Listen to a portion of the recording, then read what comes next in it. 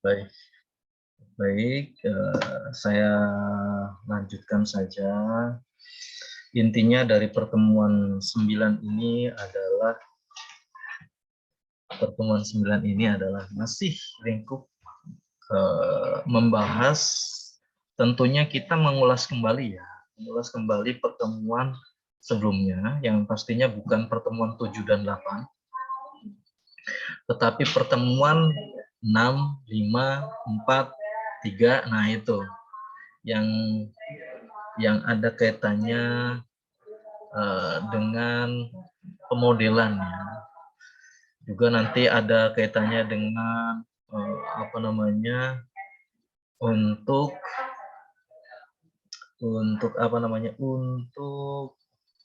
kerangka kerja ya. Nanti untuk pertemuan 10, hanya saya mohon maaf mungkin di pertemuan 10 walaupun secara asinkronus saya belum memberikan materi, mungkin kembali lagi saya ada kendala, terutama kendala pada diri saya sendiri ya, baik itu mempersiapkan materinya mungkin terutama itu, ataupun ada kendala-kendala yang lain yang sifatnya ya masih dalam koridor dari perdosenan lah gitu, seperti itu mungkin. Jadi saya mohon maaf sebelumnya kepada kalian karena kekurangan dari saya ini mungkin. Jadi nanti setelah antara besok ataupun lusa gitu ya. Tapi untuk tugas sih ada, itu silakan nanti kalian bisa lihat tugasnya setelah pukul 12 karena saya mengatur pukul 12-nya. Silakan bisa dikerjakan, memang waktunya 1 minggu ya, atau ya 1 minggu ya, syukur-syukur kalian bisa cepat, tetapi kembali lagi dipahami apa yang sudah saya sampaikan, intinya seperti itu. Baik, langsung saja materi di pertemuan 9 ini adalah kaitannya dengan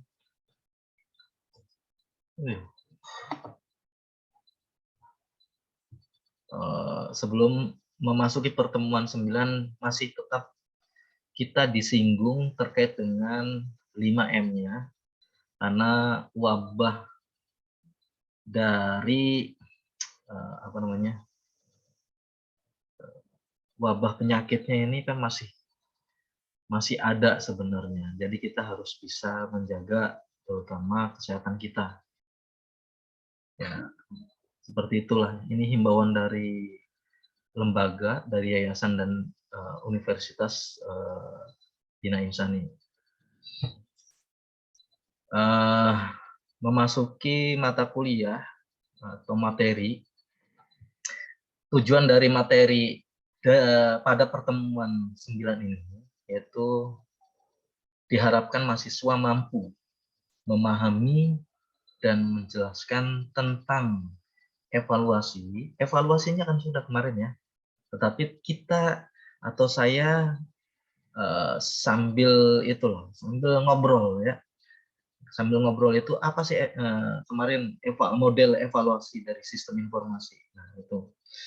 Evaluasi kualitas sistem informasi. Adapun kualitas ada kaitannya dengan apa? Ada kaitannya dengan tes dari sistem informasi itu sendiri. Ya, nanti bagaimana kerangka kerjanya sebenarnya ada pada di pertemuan 10. Menjelaskan apa kerangka kerja untuk mengevaluasi yang berkaitan dengan kualitas sistem informasi secara model evaluasi sistem informasinya. Ya, adapun ada metode tes itu adalah tambahan. Tes apa? Ada yang namanya tes black box testing ya. Nah, kemudian ada pula white box testing. Nah, itu untuk apa sih tujuannya? Itu tadi mencari kualitas sistem informasi dari sistem informasinya. bukan dari sisi dari penggunanya. Kalau pengguna ya itu ada pada evaluasi sistem informasinya ya. Nah, itu. Pak, tapi ada hubungannya juga. Betul, ada hubungannya juga terkait dengan black box dan white box. Jika contohnya jika sistem informasi kalian misal ya ada form login lah gitu, form login, tetapi itu tidak terlalu diprotek, artinya tidak terlalu protek seperti apa? Bila mana tanpa pengisian tetap saja itu diproses. Itu kan sudah jadi masalah. Kemudian masalah bagaimana Pak? Masalah terkait dengan kok kenapa masih bisa nyimpan, seharusnya itu ada alert atau notifikasi bahwa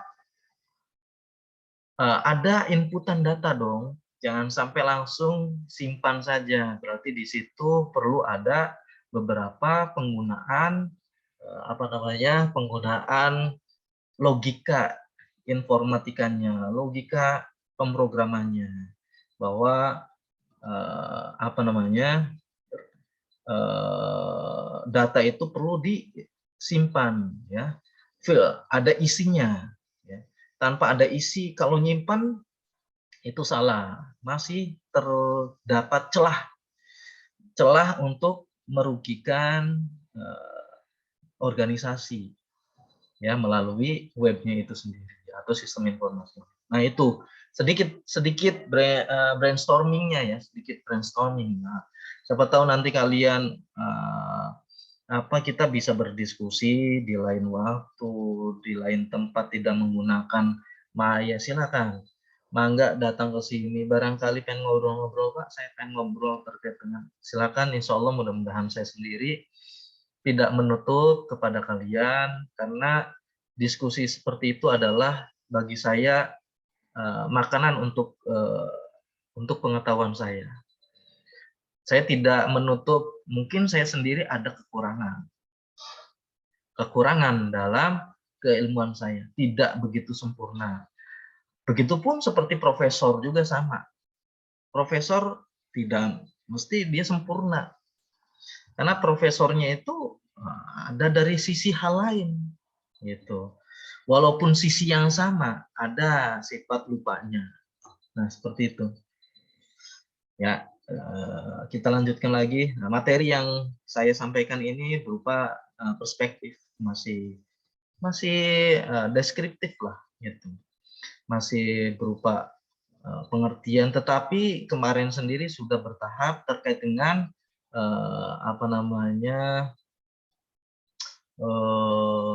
alur ya, alur. Nanti itu alur seperti itu bisa kita gunakan menjadi kerangka kerjanya nanti. Apa dulu sih pengen riset ini, menganalisa ini, apa dulu yang perlu kita siapkan ya. Apakah nanti langsung analis, kemudian di sini buat nah itu nanti ada pokok bahasan pada pertemuan ke-10.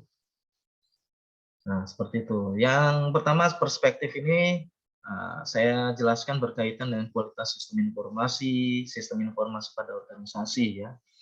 Kemudian diskusi dan kesimpulan.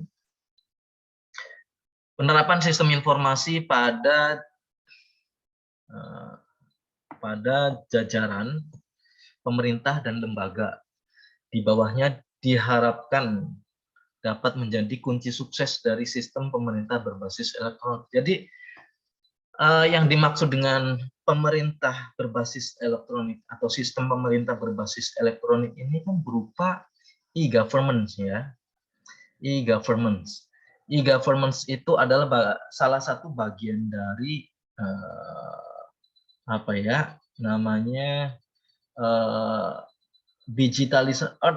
digitalisasi dunia. Artinya gini, digitalisasi negara. Salah satunya adalah e-business, e-government, ya. Kemudian di situ sendiri dari e-business itu sendiri ada beberapa perspektif lain, ya. Ada e-commerce juga ada gitu, ya.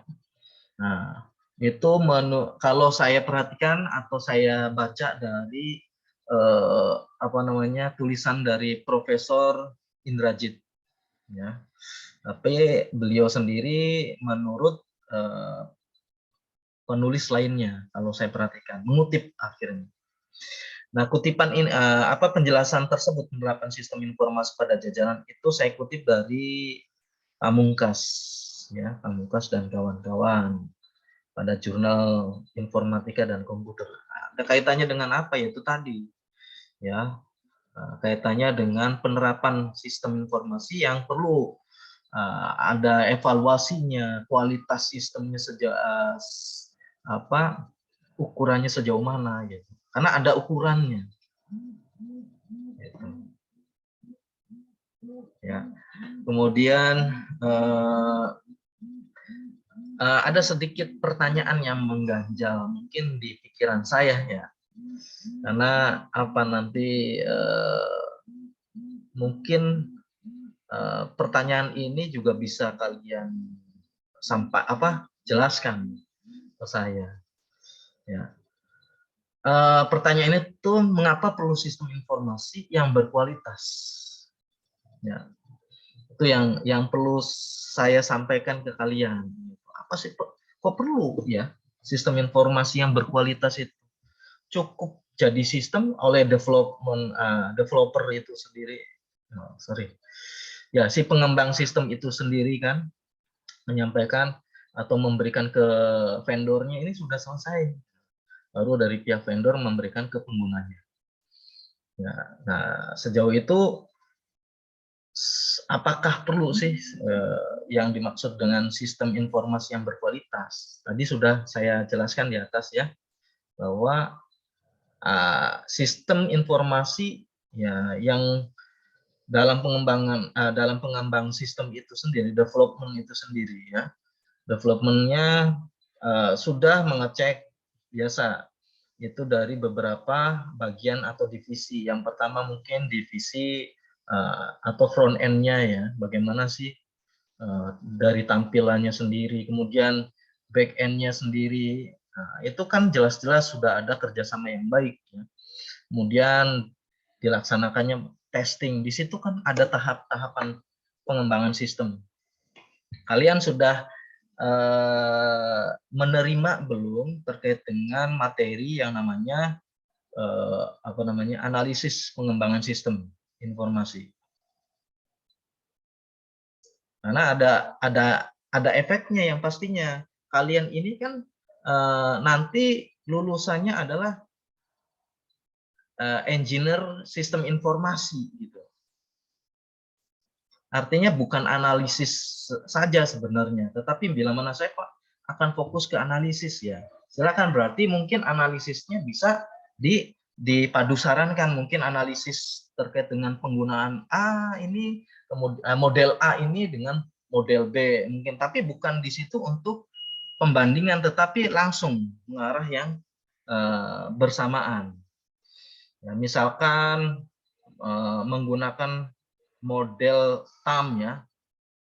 TAM kan teknologi acceptance, ya, model, dan dengan model HOT, ya, Human Organization Technology. Nah, itu mungkin human ini ada kaitannya dengan penggunaan, Pak, yang kaitannya dengan sistem informasinya atau teknologi informasinya, Pak. Untuk di TAM-nya sendiri ada kaitannya dengan penggunaan, kepuasan pengguna. Silakan. Jadi dua model tersebut beriringan, tidak hanya satu model, mungkin seperti itu, ya. Silakan nanti kita bisa diskusikan lagi, ya. Nah, ini yang pertanyaan seperti ini ada yang mau menjawabkah? Gitu. Ya, tidak mesti benar, artinya tidak mesti benar atau tepat jawabannya, tetapi ada mungkin dari kalian yang sedikit mungkin tahu atau mengerti lah mengapa sistem informasi perlu sistem informasi yang berkualitas. Apa sih? Mengapa? Karena mungkin apa sih alasannya gitu.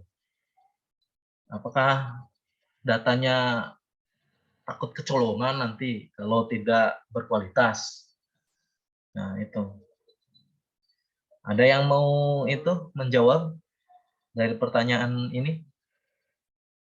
Simpel saja, nggak perlu banyak-banyak. Kemarin ada yang jawab itu yang dari kelas sore, namanya Pak Rianto. Saya tambahkan poinnya 10 untuk diskusinya. Ya, jadi misalkan diskusinya kalian, wah ini bagus, udah bagus, tambah lagi. Kalau memang sudah memenuhi, oh diskusinya sudah memenuhi, berarti saya akan menambahkan atau melimpahkan ke komponen yang lain. Gitu. Silakan, ada yang mau menjawab? Tidak mesti benar, tidak mesti tepat gitu maksudnya. Kalau benar diharapkan benar ya, karena harus tadi harus sesuai, merujuk pada pertanyaan ini. Apa ada yang mau menjawab? Saya mau menjawab, Pak. Silakan Mbak Inta. Mengapa? Kalau menurut saya itu kan sistem informasi itu kan milik dari suatu organisasi ya, Pak. Menurut saya itu sistem informasi itu harus berkualitas karena itu bisa mencerminkan kualitas dari organisasinya, Pak. Oke. Terima kasih Mbak Inta. Bagus, iya, karena ya itu tadi mencerminkan dari si organisasinya. Bisa dikatakan seperti itu, ya. Artinya dikatakan seperti itu bahwa organisasi misalkan ini kita melihatnya adalah perguruan kita sendiri. Misalkan sudah jelas-jelas BIU ini memberikan kualitas yang baik, misal ya. Kualitas apanya? Dari dosennya, pengajarannya, ataupun dari mahasiswa. Pasti keluarannya itu atau si mahasiswanya itu ya outcome-nya atau output-nya mahasiswa ini yang lulus itu juga dinyatakan bagus. Perlu adanya sistem informasi yang berkualitas. Tadi ya, tujuannya supaya apa organisasi tersebut? Tujuannya supaya data-data yang ada pada sistem tersebut tidak tercolong, salah satunya itu. Ya, mengapa perlu sistem berkualitas? Itu tadi. Ya, salah satunya adalah tadi melihat dari sisi organisasinya yang berkualitas. Ya, bisa jadi seperti itu. Ya, tetapi kembali saya tarik kembali, dengan adanya sistem informasi yang berkualitas, bahwa kita bisa melihat informasi yang berkualitas seperti apa dulu. Ya, sudah dijelaskan kemarin bahwa di pertemuan pertama juga dijelaskan bahwa informasi yang berkualitas itu harus apa sih? Harus akurat, harus sesuai apa yang disajikan, apa yang diminta oleh si pengguna. Yang kedua adalah tepat waktu, artinya efektif ya. Tadi akurat terkait dengan efisien, sorry. Akurat itu berkait dengan efektif dan tepat waktu berkait dengan efisien. Nah, seperti itu. Efisien tidak mesti dari waktu juga ya. Di sisi lain berkaitan dengan segi finansial. Tidak mesti Mbak Inta itu datang langsung ke sini, tidak mesti. Karena apa? Cukup dengan men-share ataupun cukup dengan mengupload datanya. Kan tidak memakan tenaga dan waktu yang berlebihan. Itu salah satunya informasi ya. Kemudian yang ketiga adalah kaitannya dengan relevansi. Artinya kesesuaian. Apa yang disampaikan, apa yang diminta itu sesuai. Oh, ini sesuai apa yang saya minta, apa yang saya sampaikan pula. Nah, di situ seperti kita melakukan apa namanya meeting seperti ini, Zoom meeting seperti ini, oh, sesuai ya. Ada nih Pak Dionnya, ada mahasiswanya, Mbak Intanya, ada Mbak Nadanya, ada Mas Gedionnya, atau teman-teman yang lainnya ada, sudah sesuai. Ya, mungkin ada kendalanya apa pada saat terlaksana. Oh, kaitannya dengan kuota, di situ berkaitan dengan jaringan. Tetapi adapun waktu tetap berjalan. Tidak ada, wah, itu lagi tidak ada. Ya, tidak ada yang namanya keterlambatan dari segi informasi, ya. Nah, adapun sistem itu kan wadah dari beberapa data yang dikumpulkan, ya, sehingga menjadi sistem informasi. Adapun kualitasnya, yaitu tadi, kualitas itu ada pada informasinya juga, ya. Nah, perlu adanya evaluasi karena itu ada kaitannya dengan pengguna. Nah, bagaimana sih sistem informasi ini? Apakah sudah dinyatakan berkualitas atau belum? Itu kan kita sebagai analis itu mempertanyakan kepada si penggunanya. Nah, seperti itu ya dari pertanyaan ini. Pak, kok kurang jelas, kurang itu Pak. Nah, silakan nanti kita bisa melanjutkan lagi karena berhubung ini. Nah, ini beberapa uraian ya dari beberapa penulis. Kualitas sistem informasi didefinisikan menurut Davis ya dan teman-teman bahwa itu tadi ada yang toolsnya menggunakan perangkat easy of use dan usefulness ya.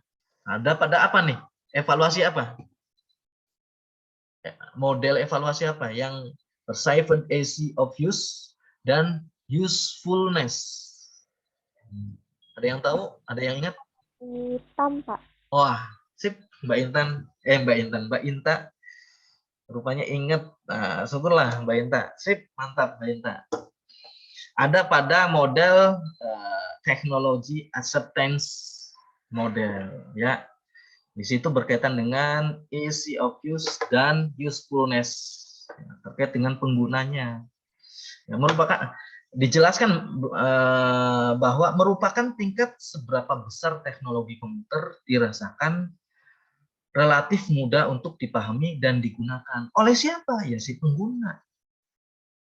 Ya, gitu.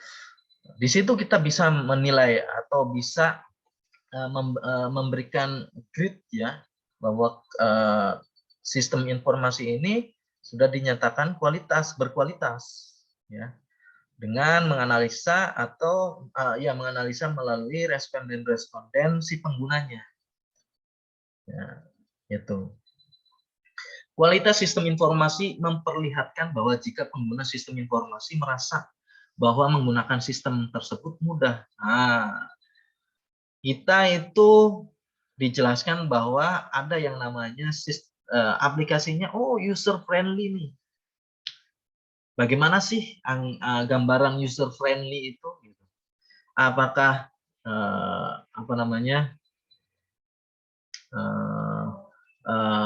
si sistem ini dikatakan user friendly itu apakah menyesuaikan atau tidak dari si penggunanya gitu. Ya, kembali lagi bahwa tingkatan tersebut kembali lagi pada analisnya. Ya.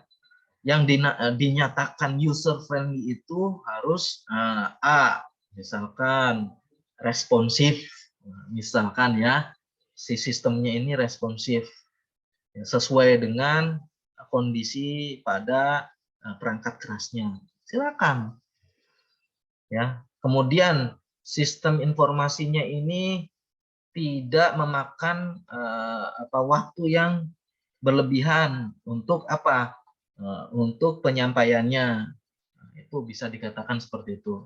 Atau lain-lain lah. Silakan nanti analis yang bisa merangkai ya, membuat instrumennya menjadi sebagaimana mestinya. Kemudian pengguna tidak memerlukan upaya atau effort banyak untuk menggunakannya, sehingga mereka akan lebih banyak waktu untuk mengerjakan hal lain.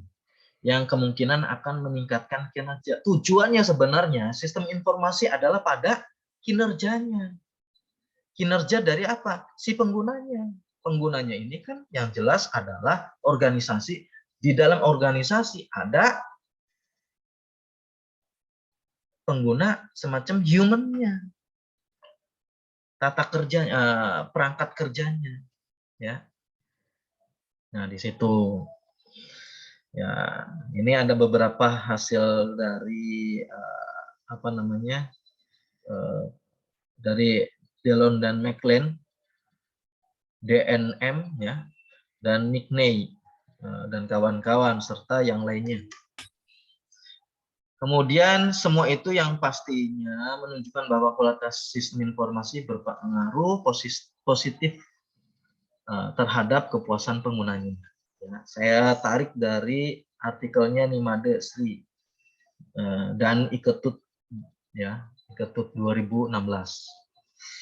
Kemudian kualitas sistem informasi berpengaruh atas keberhasilan pengembangan sistem informasi dalam mewujudkan sistem informasi yang berkualitas. Idealnya ya telah melalui fase quality assurance. Sebenarnya nanti dari evaluasi ini titik akhirnya adalah apa? Serve itu adalah service quality, kualitas pelayanan, ya. Tujuan akhir dari SI adalah serve qual. Serve qual itu adalah akronim atau kependekan, ya. Kepanjangannya adalah service quality atau kualitas pelayanan, ya. Fase ini merupakan fase untuk memastikan kualitas sistem informasi. Itu bisa kalian cari serve qual atau quality insurance, apa namanya, service quality-nya itu seperti apa sih service quality-nya?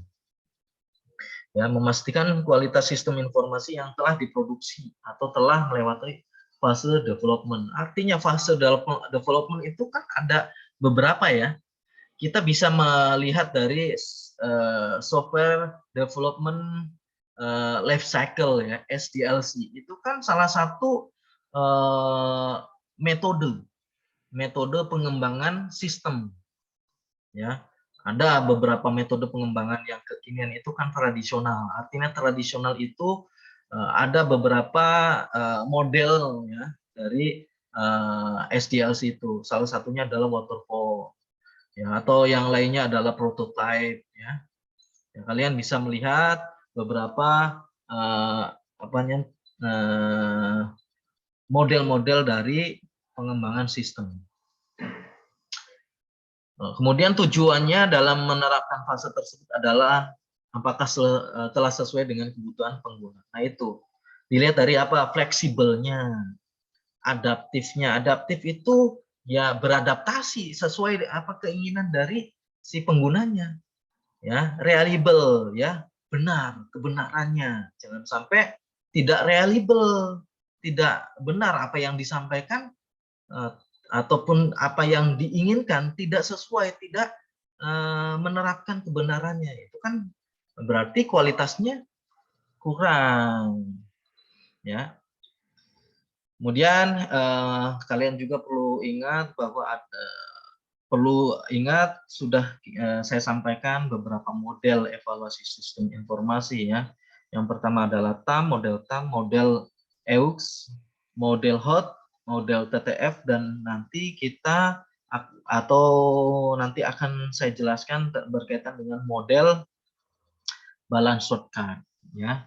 Tetapi sementara kalian pahami dulu 4 model ini.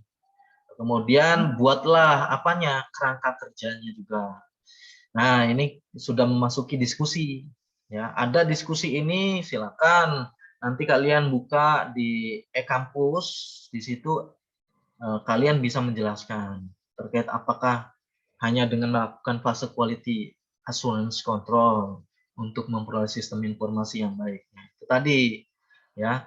Fase quality assurance control itu apa saja sih? Itu nanti dijelaskan pula. Oke, ini sedikit mengulas balik bahwa sistem informasi itu ada data, kemudian diolah dan menjadi informasi.